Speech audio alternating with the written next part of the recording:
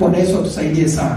Sasa hivi ni vitu ambavyo Mungu aliwapa wana wa Israeli kuvifanya. Akawaambia mtakuwa mmefungwa viuno vyenu.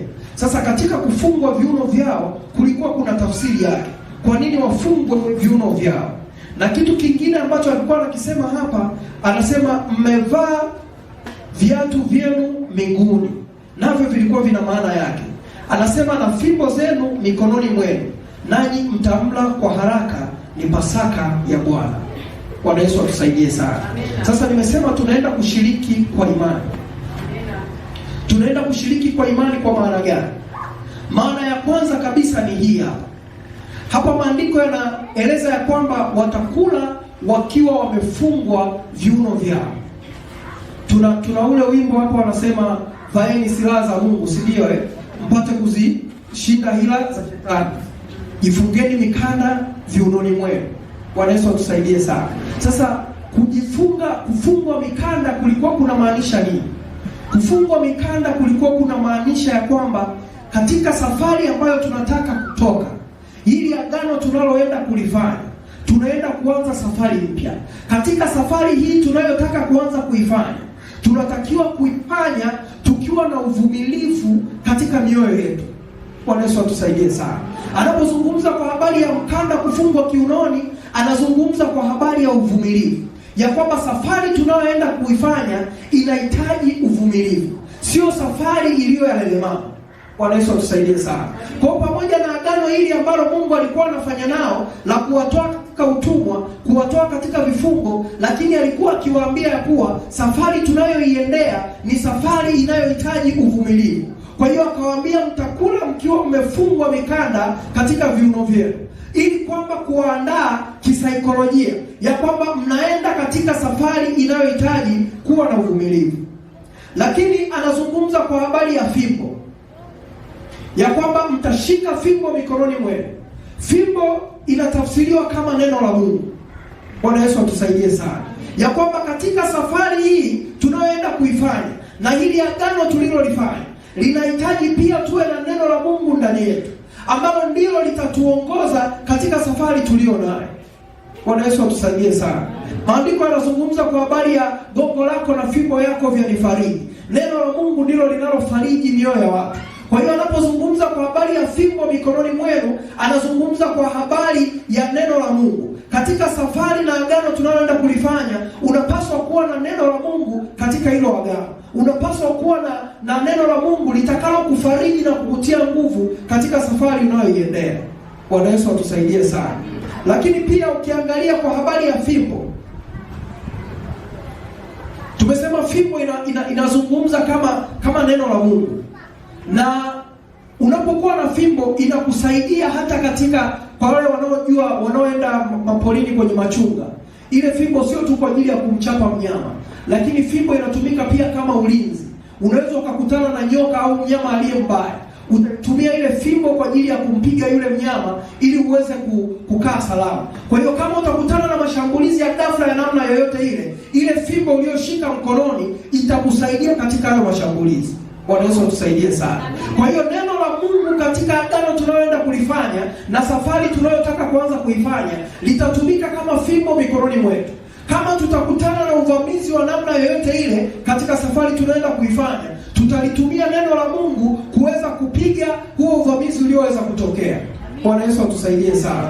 Kwa hiyo anapozungumza kwa habari ya fimbo, anazungumza kwa habari ya neno la Mungu. Lakini pia anapozungumza kwa habari ya fimbo pia au neno la Mungu linatusaidia sisi kututofautisha na watu wengine. Bwana Yesu atusaidie sana. Tunapokuwa na neno la Mungu ndani yetu katika hii safari tuliyonayo, linatusaidia kututofautisha na watu wengine.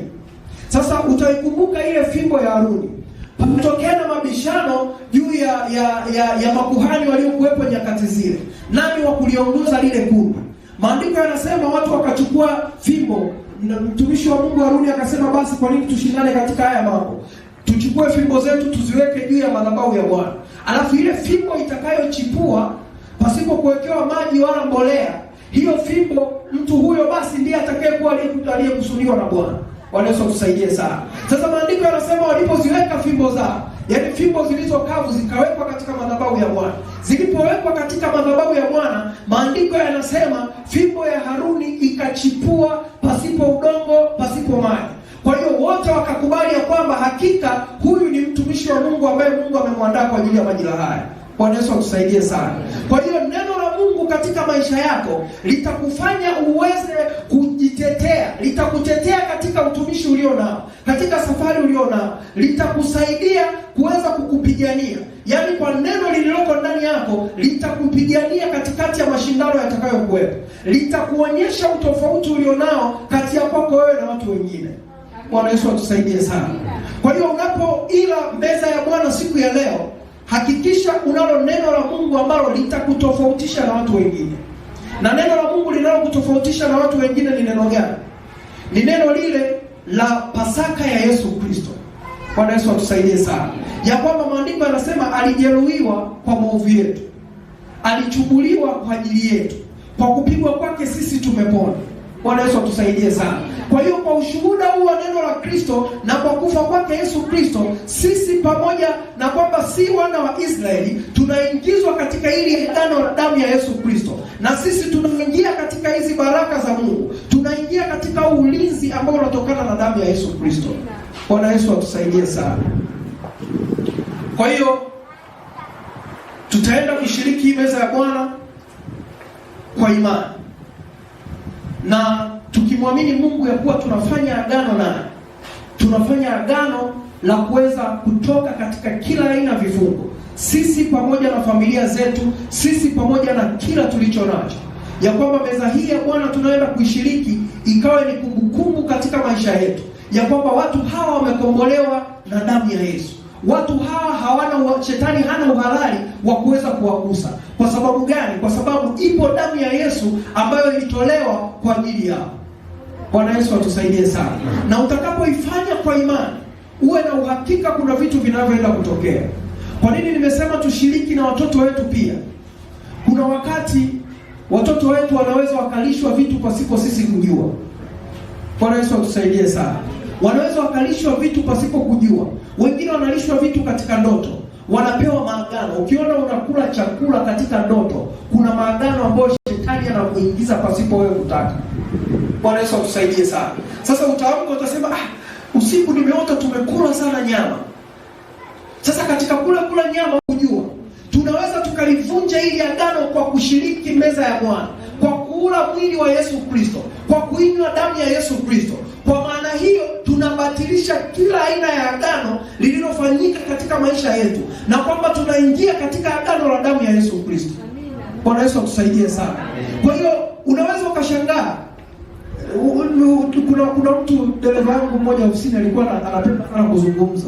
Alafu nikaja kusikia ushuhuda kwa mtu mmoja kwamba kumbe ilishawahi kumtokea na yeye hao watu. Bwana Yesu atusaidie sana. Akawa anasema tulikuwa tunapenda sana sambusa za kwenye mgahawa fulani. Sasa ni ukifika tu wakati wa chai, Bwana anamfuata ile sambusa sehemu fulani. Bwana Yesu atusaidie sana.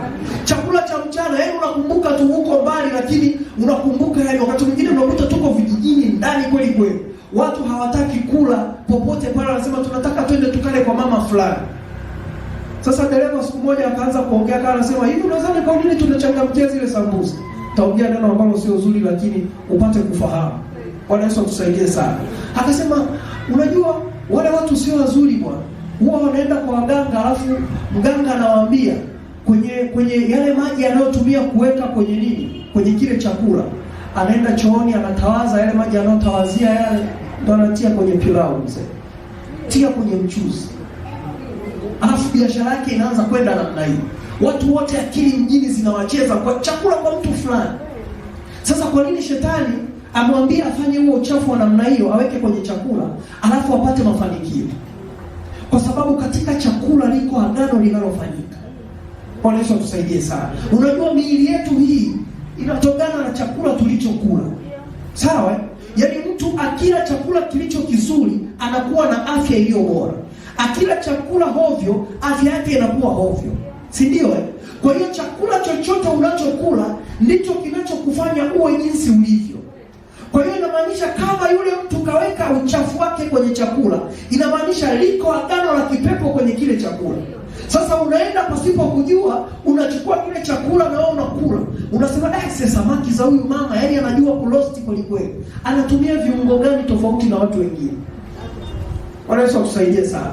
Sasa unakula pasipo kujua, unajikuta umeingia kwenye maagano ambayo hukuyafahamu. Unaanza kuona tu mambo yanatokea ndivyo sivyo usivyoelewa. Unaumwa magonjwa usiyoyafahamu. Vurugu zinatokea usiyojua. Kwa sababu gani? Kwa sababu kuna kitu ulichokula kikakuingiza katika agano, hata kama wewe hukutaka kuingia kwenye hilo agano. Bwana Yesu atusaidie sana. Sasa tunapoenda kushiriki hii meza ya Bwana, maana yake ni nini? Tunaenda kuula mwili wa Yesu Kristo. Inamaanisha mwili wetu unaenda kuwa ni mwili wa Yesu. Tunaenda kuinywa damu ya Yesu Kristo. Inamaanisha damu yetu inaenda kuwa ni damu ya Yesu Kristo. Kwa kufanya hivyo tunavunja uhalali wa kila agano lililofanyika juu yetu. Wako watu waliochanjwa chale. Alienda kwa mganga akamchanja chale. Wewe unadhani alikuchanja tu chale ile, alafu unajisikia unafuu. Lakini alipokuchanja chale kuna damu zilitoka katika mwili wako.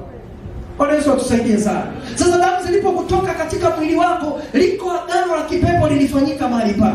Unawezaje kulivunja hilo agano katika maisha yako? Unawezaje kulivunja hilo agano katika familia yako? Bwana Yesu atusaidie sana. Wengine kama sisi utasema mimi sijawahi kwenda kwa mganga, sijawahi kuchanjwa chale. Lakini vipi kuhusiana na baba yangu na mama yangu? Bwana Yesu atusaidie sana. Wakati wanamtoa Yesu Kristo kuwa sadaka, wale watu wakasema ya kwamba damu yake na iwe juu yetu na juu ya watoto wetu. Watoto wao hawakuwepo, wengine yamkini walikuwa hawajazaa, lakini wakadeclare kukiingiza kizazi chao katika lile agano la laana ya kufa kwa Yesu Kristo. Bwana Yesu atusaidie sana. Sasa unakuja unazaliwa na haupati story yoyote iliyoweza kutokea hapo nyuma. Unashangaa kuna vitu vinaenda alafu baadaye vinakuja vinasumbua. Kwa sababu gani? Kwa sababu kuna agano lililofanyika katika maisha yako. Bwana Yesu atusaidie sana. Sasa iko damu ya Yesu Kristo ambayo tunaenda kuinywa siku hii ya leo.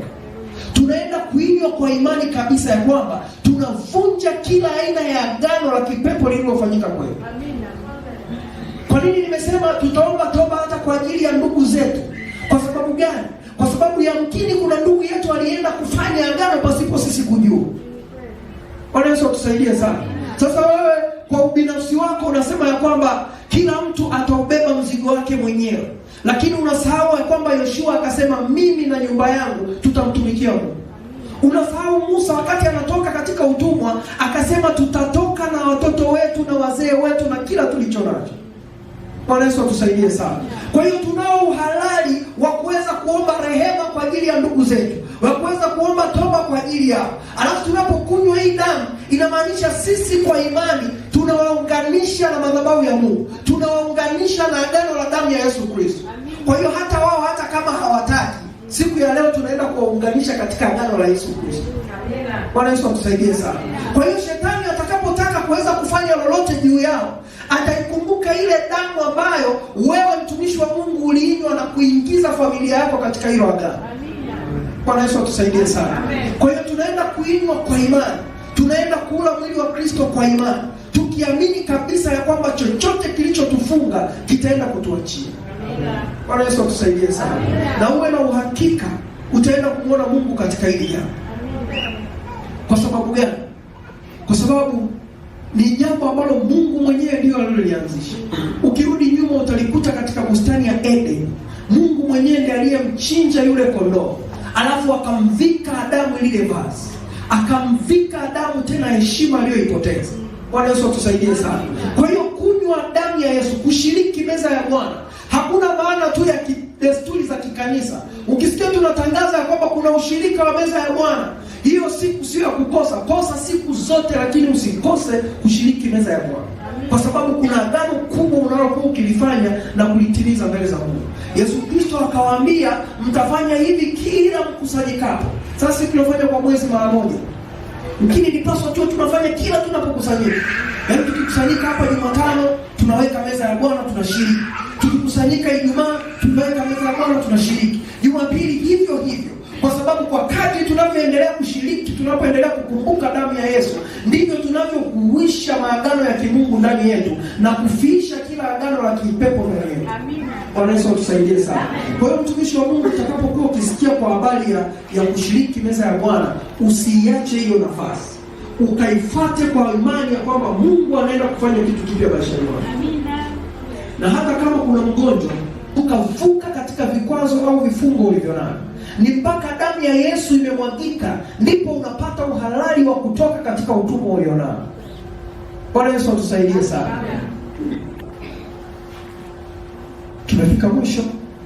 Ninaleta vitu hivi e Bwana, ninaleta maji haya e Bwana, ninaleta na mkate huu e Jehova, ninaviinua mbele zako Mungu wa mbinguni. Siku hii ya leo tunavigeuza kuwa damu ya Yesu Kristo. Yeyote anayeenda kushiriki meza hii, ninamgonga muhuri wa damu ya Yesu Kristo, ninamgonga muhuri wa damu ya Yesu Kristo. Yeyote anayeenda kushiriki meza hii Bwana, ninamgonga muhuri wa damu ya Yesu Kristo. Mabaya yasipate nafasi katika maisha yake, mauti na kuzimu hazina mamlaka juu yake. Ninaharibu kila kazi ya adui maishani mwake katika jina la Yesu Kristo. Ile nguvu iliyo katika damu ya Yesu ninaiachilia sasa katika maji haya, ninaiachilia sasa katika chakula hiki, ikaingia na kuleta mabadiliko maishani mwetu katika jina la Yesu Kristo.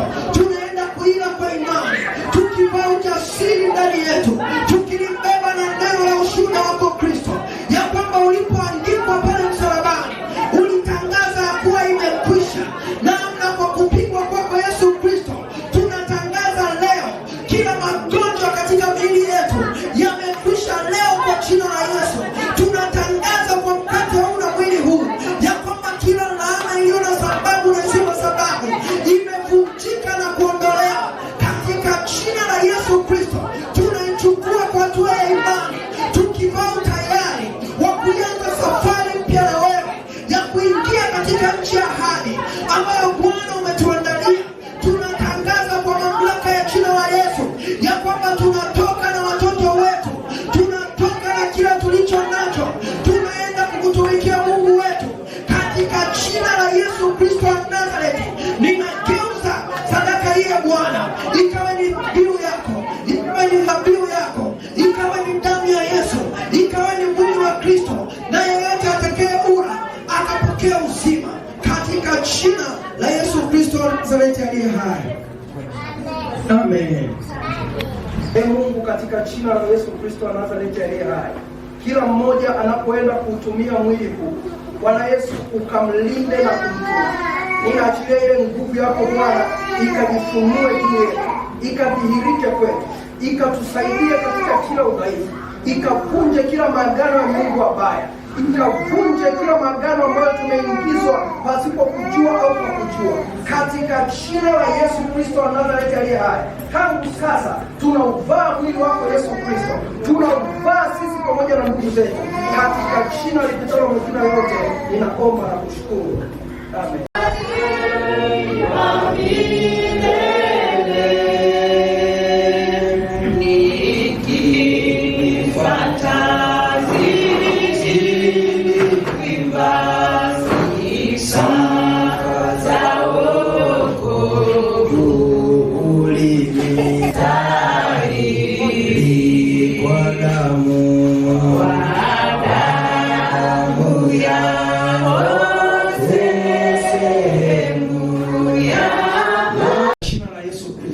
Ile nguvu iliyoko ndani ya damu ya Yesu Kristo ninaiachilia sasa ndani ya maji haya, ikayageuze haya maji na kuwa damu ya Yesu, na itakapoingia katika mwili wa mtu huyu ikalete mabadiliko ya kweli ndani yake, ikavunje na kuharibu kila laana maishani mwake. Ninaachilia uwezo wako Bwana ulio ndani ya damu ya Yesu Kristo sasa, katika jina la Yesu Kristo ninaomba na kushukuru.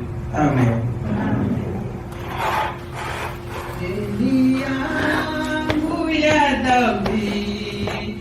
Yesu amelipa ni ya dhambi msalabani ili limalizike.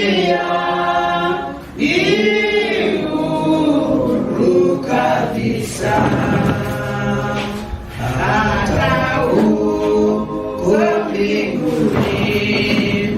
Malisikia ni nuru kabisa, hata huko mbinguni.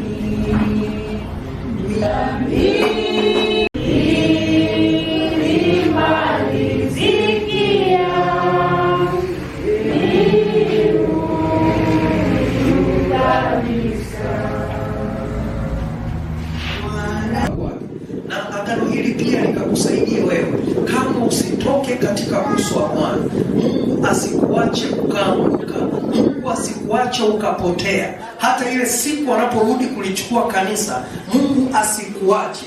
Yaani kwa namna yoyote Mungu akafanye msaada wake. Siku parapanda inapolia, ile damu ya Yesu unayokunywa siku ya leo ikakupe kibali cha kuweza kupaa kwenda mbinguni. Kwa hiyo kunywa hiyo damu kwa imani, na huku ukiachilia maneno yako ya kwamba ninakuomba Mungu ukafanye jambo hili. Na yamkini kama ulikuwa una jambo lolote, kama kuna nguvu za giza zilikuwa zikikusumbua, na uwe na imani kabisa ya kwamba kwa damu hii zinaenda kukuachia na unaenda kuwa huru.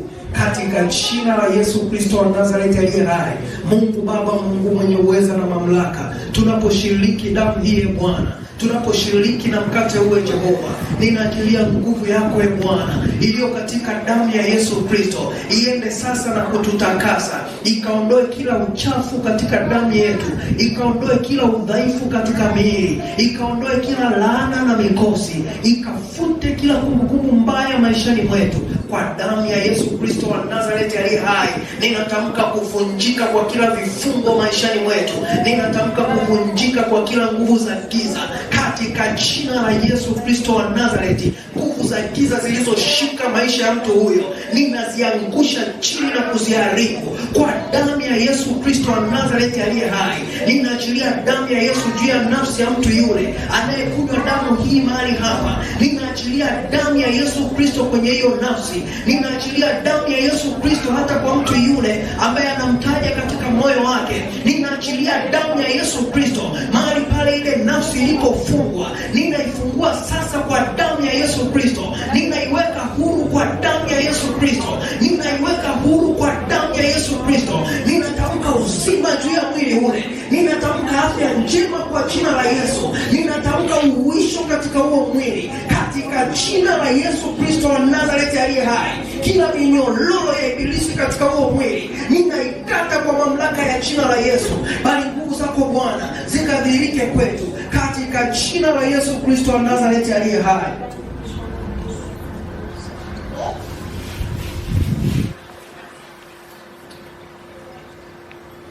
Upendo wa Mungu Baba na ushirika wa Roho Mtakatifu ukae nasi sote sasa na hata milele.